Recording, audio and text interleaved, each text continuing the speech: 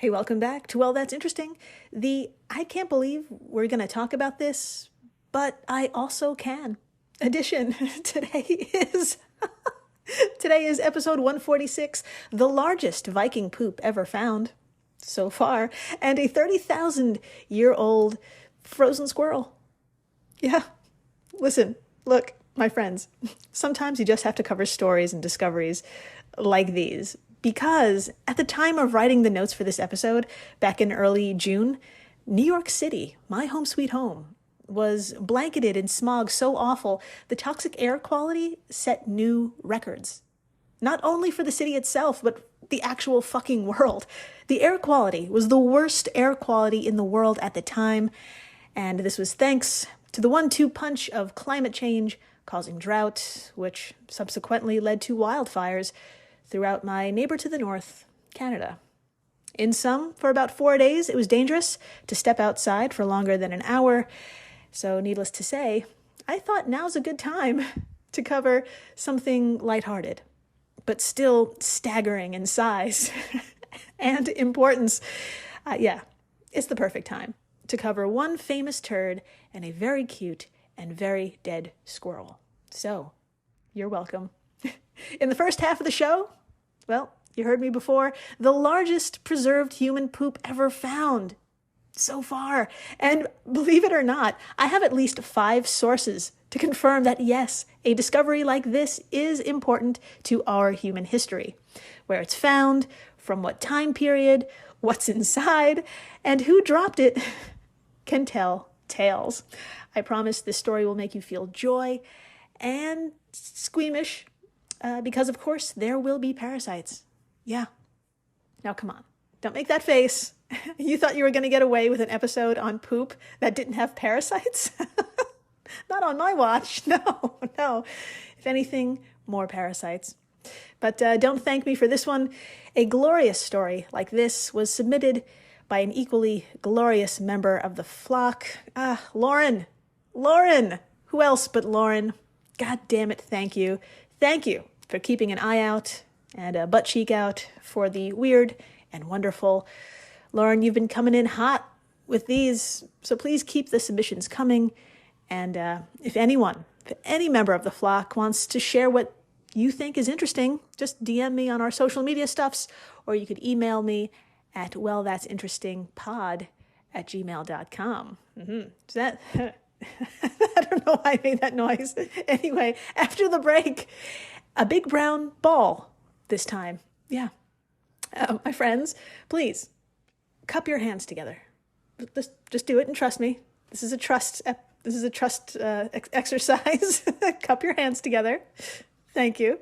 And imagine a big brown ball right there in the center. Thank you. Now, back in 2018, Yukon paleontologists came across a big old fur ball, and thankfully they thought twice about disregarding it.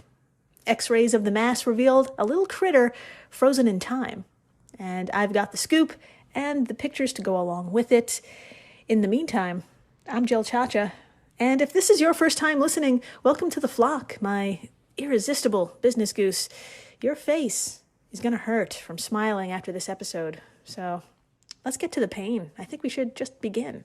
And to do so, my friends, I need you to fire up the old time machine with a bump of Coke and some groovy fucking tunes, because we're heading on back to the year 1972. Now, although bell-bottom jeans were all the rage, paleoscatologist Dr. Andrew the Bone Jones, stick with me here, come on, Dr. Andrew the Bone Jones was doing what he loved most, digging through ancient dirt for the York Archaeological Trust of North Yorkshire, England. And he was doing this all in a bow tie. Now, I said a lot in that little paragraph, but let's break it down. A paleoscatologist is exactly what you think it is. It's a person who dedicated their life to studying excrement, scatology, parasites, parasitology, and human history. That's just one hell of a combo. And we all know what a bow tie looks like, but you don't know the precious face of Dr. Andrew the Bone Jones, which is his real nickname, by the way. Yes, Yes, head on over to our social media stuffs and take a peek at this wholesome motherfucker who The Guardian describes as, quote, rarely seen without a bow tie. I'm going to give you a second to pull up our post from today. Yep, I'm doing it myself, and there he is. It's not... He's coincidentally not wearing a bow tie in that photo. Maybe because he was totally taken off guard when this was taken. His face is not, he wasn't prepared for this photo. Anyway, Dr. Bone Jones is incredibly enthusiastic about his profession. And honestly, he's an honorary member of the flock. For you see, in that interview with The Guardian back in 2016, he started the conversation with this banger. Quote, "Did you know the biggest parasitic worm in the world is 9 meters or 30 feet in length and only found in the placenta of a sperm whale?" End quote. I mean, how could you not fucking love this guy?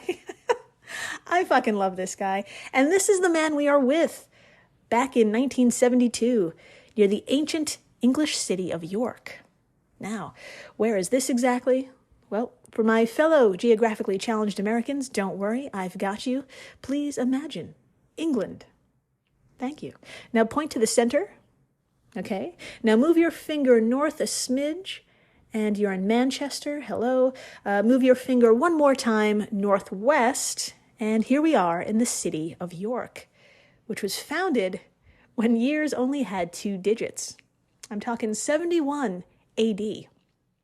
Yeah, I know. But brace yourself again, my friends, for this fun fact. The original name of this city at the time was Aboracum. You could laugh. That's fine. Yep. Rightfully so. Let it out. Do you want to say it together? Okay, let's do it. On 3. 1, 2, 3. Aboracum. Yeah. Now, if that sounds Roman, it was. This place's history is so vast. Evidence of human settlement can be traced back to Mesolithic tribes between 8,000 to 7,000 BC, all the fucking way up to the Roman Empire, which had a really good run, but of course ended.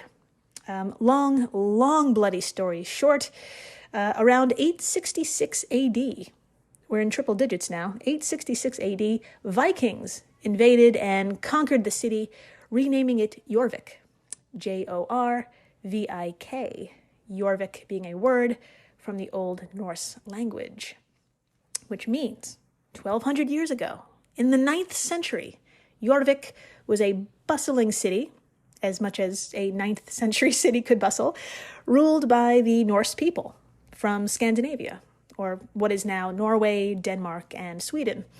They lived here, they worked here, and yes, they pooped here.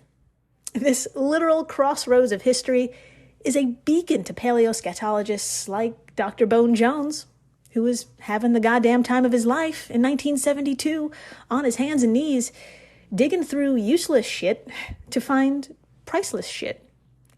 And this man hit the mega fucking jackpot of all turds. My friends, please, I'm begging you, swing by our social media stuffs and behold the largest fossilized human shit ever found so far, as discovered by Dr. Bone Jones. These are actual words that came out of my face. Okay, I'll give you a minute to take a look.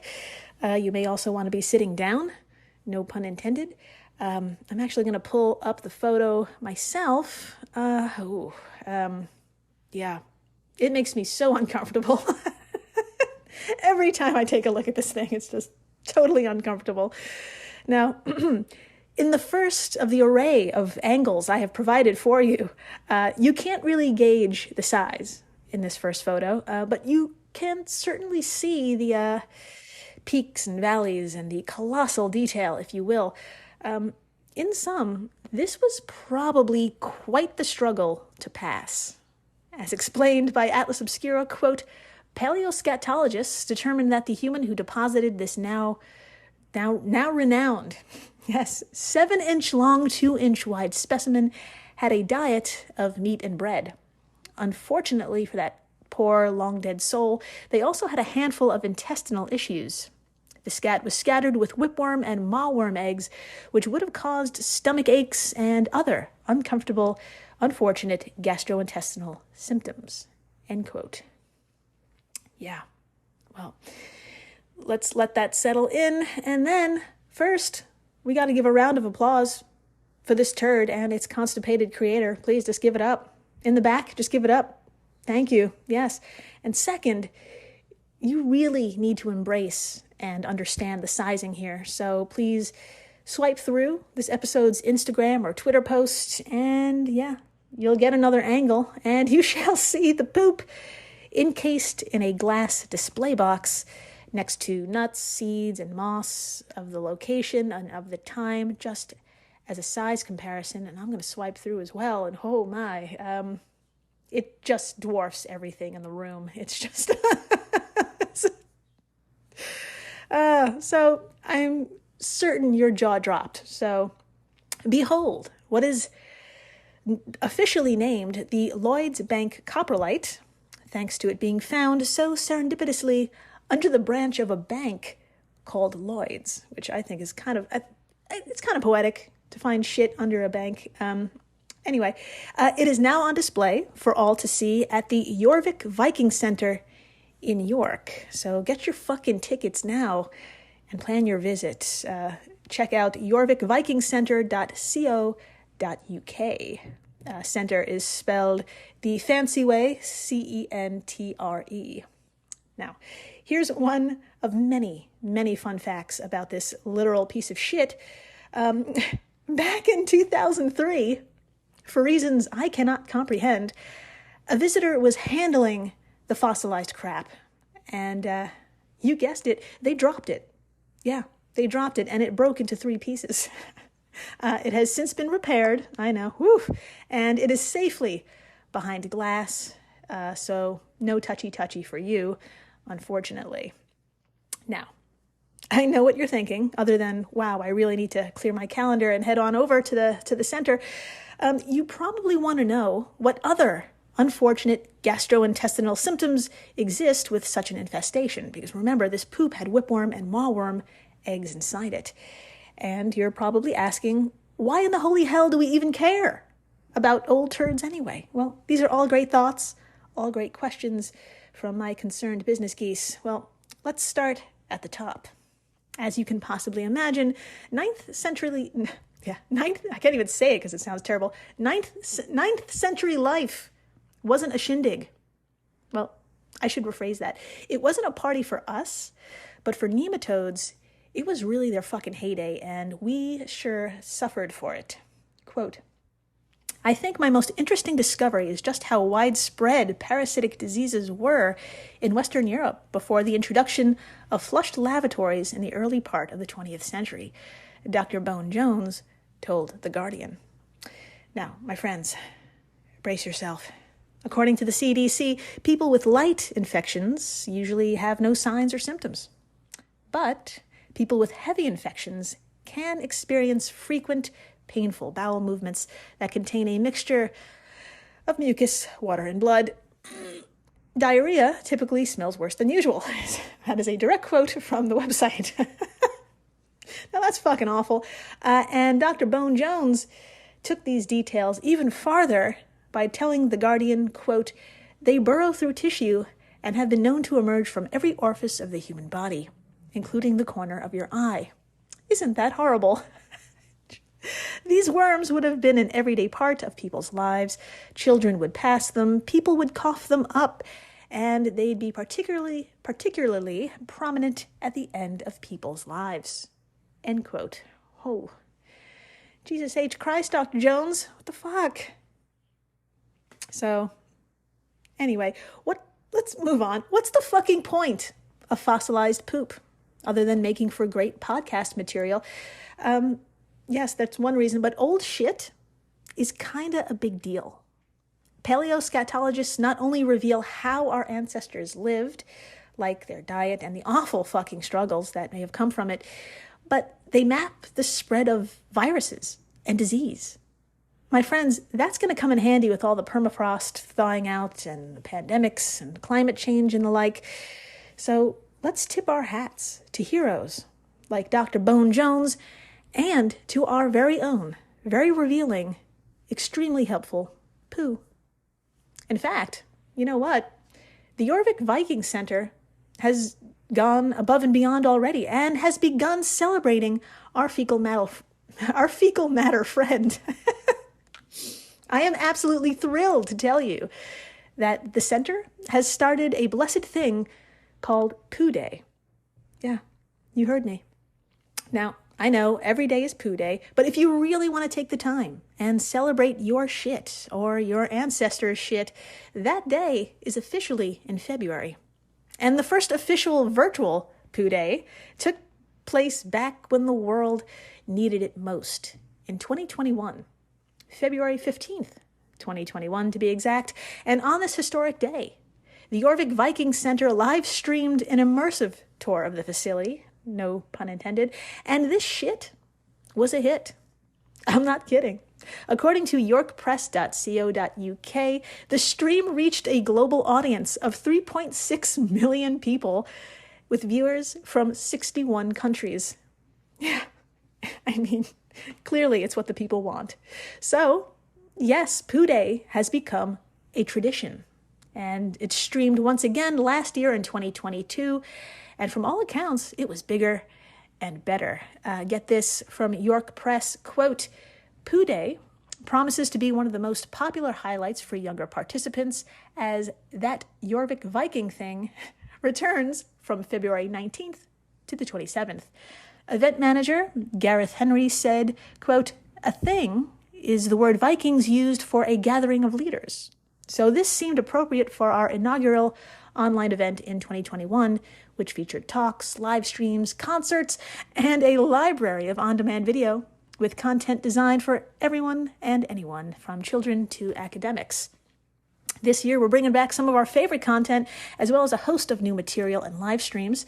Live-streamed highlights will include Poo Day, where younger viewers can recreate their own Viking poo in the comfort of their own kitchen, using ingredients from toothbrush bristles and thread to represent the worms that plagued Vikings, and seeds that were found in cesspits uncovered in York. End quote. I mean, what can I say? This center knows how to party. That was February 2022. And since this episode will be released in July 2023, I'm sorry, but we missed it this year. I know. I could hear the collective, but the poo must go on. And I have a feeling Poo Day 2024 is going to be fucking epic. I really hope their slogan will be something like, it's hitting the fan 2024. I can't help myself. I'm sorry. Now, if that's not their slogan, I'm just going to give it to them for free. You're welcome. In any case, I'll be checking the Jorvik Viking Center website for updates, and I think you should too. After the break, another brown clump. But my friends, this little fella will warm your heart. A few years ago, good old-fashioned regular paleontologists working in the Yukon dug up a tightly packed ball, and thanks to their curiosity, we now know 'twas no clump at all, but a cutie, an ancient cutie. You're gonna want to see this, so please, stay tuned. Hello, everyone. You may recognize me as Gabby from the History of Everything podcast. And my name is Brenna, and you don't recognize me from anything yet. Together, we're two scientists who explore all of the weird little questions and conspiracies of the universe in our new podcast, Mystery of Everything. Everything has an explanation. We hope. That is what we're here to figure out. We will dive into the science behind many popular conspiracy theories, such as vaccines causing autism, flat earth theory, and was the moon landing fake? And if so, why the heck would anyone even do that? But it's not just conspiracies. There's a lot of cool mysteries that we will attempt to use science to explain, such as near-death experiences, what made the Vikings go berserk, and can I control my co-host with MK Ultra? Wait, what? Anyway, make sure to check out the Mystery of Everything podcast everywhere where you find your podcasts. When Johann Rall received the letter on Christmas Day 1776, he put it away to read later. Maybe he thought it was a season's greeting and wanted to save it for the fireside. But what it actually was a warning, delivered to the Hessian colonel, letting him know that General George Washington was crossing the Delaware and would soon attack his forces. The next day, when Rall lost the Battle of Trenton and died from 2 colonial Boxing Day musket balls, the letter was found, unopened, in his vest pocket. As someone with 15,000 unread emails in his inbox, I feel like there's a lesson there. Oh well, this is The Constant, a history of getting things wrong. I'm Mark Chrysler. Every episode, we look at the bad ideas, mistakes, and accidents that misshaped our world. Find us at constantpodcast.com or wherever you get your podcasts.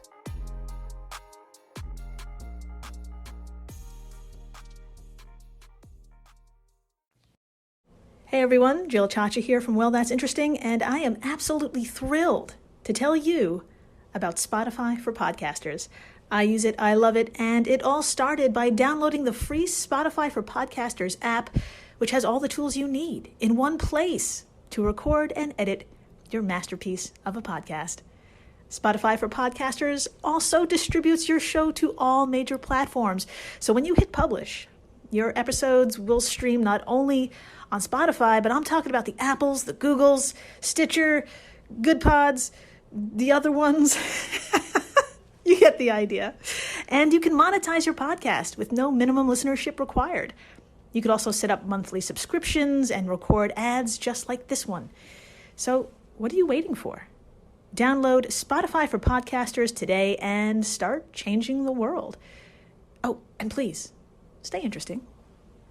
20th Century Studios presents Vacation Friends 2, now streaming only on Hulu. Look at us, all together again. We just wanted to give you guys a real honeymoon. Shots! Now streaming. Dad! He was just released from jail. Where can I get a drink around here? Back on vacation. This place is nice. It's drug lord nice. I'm sorry, drug lord nice? With more baggage. Ever since he showed up, he turned this relaxing vacation into total chaos. Who does that? Vacation Friends 2, rated R, now streaming only on Hulu. And we're back. We are so back. And my friends, grab the biggest goddamn jacket you can find. I'm serious. Because we're heading on over to the frosty fields of Canada's Yukon near Hester Creek in the Klondike Goldfields, which is located on the territory belonging to the indigenous Trandek people. Now, 1, that was a lot of info. 2, that was my best pronunciation, being from Brooklyn. And 3, for my fellow geographically challenged Americans, don't worry, I got you. I can already hear you asking, where the fuck is the Yukon and all of this? Not a problem. I've got you. Please imagine Canada. Excellent. Now move your eyes all the way to the left. That's right, buddy. Your eyes are up here. Keep going. Left, left. Keep going until you nearly hit Canada's neighbor, what's now Alaska. So yes, Alaska shares a border with this massive region, the Yukon. And near the middle-ish of that border is Hester Creek. Now, it's still imagination time. That's right. I'd like you to cup your hands. Just do it. Just cup them. Okay? Just drop whatever it is you're holding, be it a child, insulin, or a scalpel. It's just not important. Just cup them. Thank you. Now, in the palm of your hands, I'd like you to picture a fur ball about the size of a softball or maybe an orange. And for our international listeners, yes, this is how Americans measure things. And for you, this ball is about 9 centimeters across. Now, luckily for all of us, I've got a photo of the actual ball Yukon paleontologists discovered back in ye old 2018 in this area by Hester Creek. So please come on by and take a look at it. And I mean, take a really, really good look at it. And you know what? I'm actually going to pull it up here myself. And, okay. It does look like something you'd pull out of a drain, but here it is, snug in the palm of a paleontologist. A cluster of brown fur, and if you look even closer, I bet you see a toe, or a couple of toes. Well, your eyes do not deceive you. Quote, it's not quite recognizable until you see these little hands and these claws, and you see a little tail, and then you see ears, said Grant Zazula, a Yukon government paleontologist, to the website CBC.ca. CBC.ca. It's very important. Continuing the quote, I study bones all the time and they're exciting, they're really neat, but when you see an animal that's perfectly preserved, that's 30,000 years old, and you can see its face and its skin and its hair and all that, it's just so visceral. It brings it to life. End quote. Yes, my friends, you fucking heard Grant. That ball is 30,000 years old, and it was once an Arctic ground squirrel from the Ice Age. And here it is, just curled up in a ball as though it died while hibernating. Now, the very first folks to get their hands on this little one were miners of the goldfield. Turns out miners routinely find Ice Age mummified fossils in the Klondike goldfields. For example, one of the most important in recent years was a wolf pup, which we talked about way the fuck back in In-Betweeny 099. That little pup led to groundbreaking studies on dog domestication. So if you haven't had to listen to that, just scroll on back a while. Damn. But anyway, back to these miners who know the fucking procedure when they find a clump of something. They immediately contact paleontologists like Zazula, who, at the time, in 2018, took one look at this thing and was like, y'all, we need a fucking x-ray stat. And as such, like some sports ball person, he held on to that anonymous clump and like a fucking champ ran it all the way to the proverbial end zone. He brought it to Dr. Jess Heath, a veterinarian in Whitehorse, for an in-depth examination.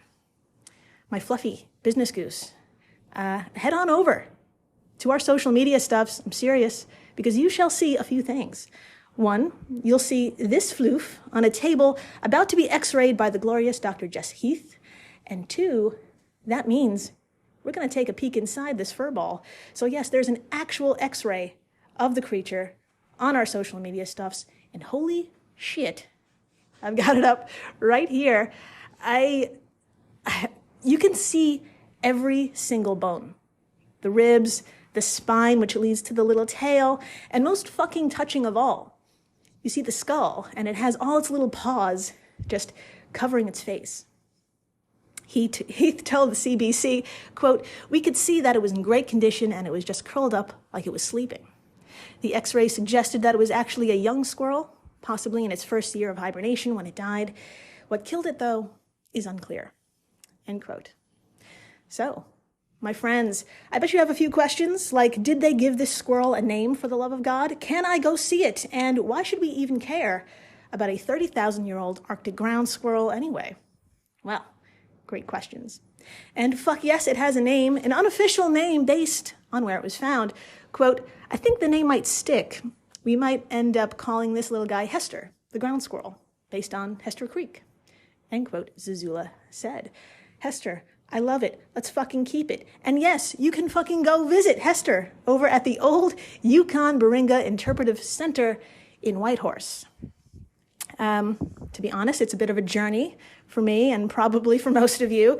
So hopefully one day they take a page out of Jorvik Viking Center and stream a tour or have themselves a squirrel day. Just thoughts. If you're listening, Baringa Center, have your people call my people. And lastly, my living business goose. Why should we even care about a very dead, very frozen Arctic ground squirrel? Well, Zazula said it best. Quote, squirrels are an essentially interesting species to study because unlike mammoths or skimmater cats, they survived in the Yukon after the Ice Age.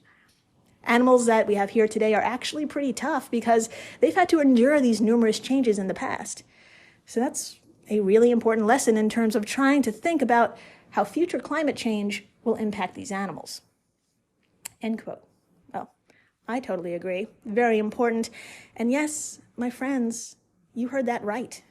The chonky, hardy ground squirrel is still champion of the Yukon today. And if you're wondering how in the holy fuck can a squirrel survive literally tens of thousands of years, surpassing the survival of mammoths in such an unforgiving place? How is that possible? I'm glad you asked. These little motherfucking miracles can do something no other mammal can do. And if we unlock their secret, it's going to make medical breakthroughs. But don't listen to me. We're going to fire up the old tube of you for fucking answers, and we're going to search Meet the Arctic Ground Squirrel, a video uploaded by Alaska Public Media. And I highly, highly, highly suggest you watch along. There's just, if you want to see a chonky squirrel just asleep and just being manhandled, it's really cute. Anyway, again, that video is Meet the Arctic Ground Squirrel on YouTube. So prepare to be amazed. I'm going to pull it up and play it right the fuck now. This little squirrel just came out of the freezer, but it's not dead. And scientists like Sarah Rice want to know why. There's no cardiac arrest. There's no stroke. They're obese, but there's no ill effects. There's no bone loss. This is an Arctic ground squirrel. And during hibernation, it can chill its body down to the freezing point, 32 degrees Fahrenheit. It's the only mammal that we know can get that cold. And then they wake up and they're just fine in the springtime. Here at the University of Alaska Fairbanks, researchers are trying to understand the biological mechanisms that allow squirrels to withstand such extreme conditions and bounce back completely healthy. They've found that when the squirrels hibernate, they cycle in and out of a deep sleep called torpor. They're in torpor for weeks at a time, where they're super, super cold. Their heart beats maybe 5 times a minute. They breathe once a minute, and they're just inactive.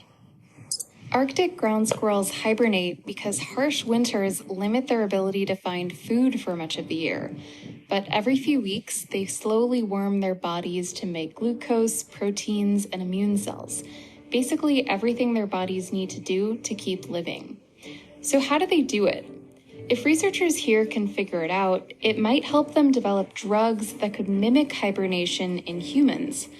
Biologist Kelly Drew says hibernation might help patients with critical brain injuries, like someone who's just had a stroke. The optimal therapy for somebody who has a brain injury is to either stop fever or to cool the body. And the best way to do that is through the same mechanism that the ground squirrels do to turn down the thermostat. Drew's small team of scientists is working on creating a drug to chemically turn down the body's thermostat, like squirrels do in hibernation. They're focused on certain receptors in the brain called adenosine A1. Her hope is that a drug that stimulates A1 receptors in human brains could be part of an effective treatment for stroke or other brain injuries, or even promote brain health as we age. The other thing that cooling and rewarming does to the brain is it also creates these regeneration of synapses and maybe even neurons. And so for things like mental health, I think cooling and rewarming could be remarkable because it promotes plasticity. Same with neurodegenerative diseases like Alzheimer's. So far, Drew says the drug has shown promising results in rats and pigs. The drug testing process is long and rigorous. If it works, it could be 5 to 10 years before it has final FDA approval for human use. Drew says NASA has even shown an interest in the potential to put astronauts in a hibernation-like state to aid space travel. The 7-month trip to Mars would be a lot more pleasant in a hibernation bubble. All right, there you have it, my friends. The one and only mammal that can chill its body down to the freezing point during hibernation and wake up totally fine for spring. And I'm kind of jealous. Wouldn't it be just nice to sleep through chaos? My friends, one can only dream. Thank you for listening, rating, subscribing, telling your friends about the largest Viking poop ever found so far. This is 7 inches of glory. And tell them about the 30,000-year-old frozen squirrel. That's going to help us somehow go to Mars, maybe? I'm not going, but you can go. And please, stay interesting.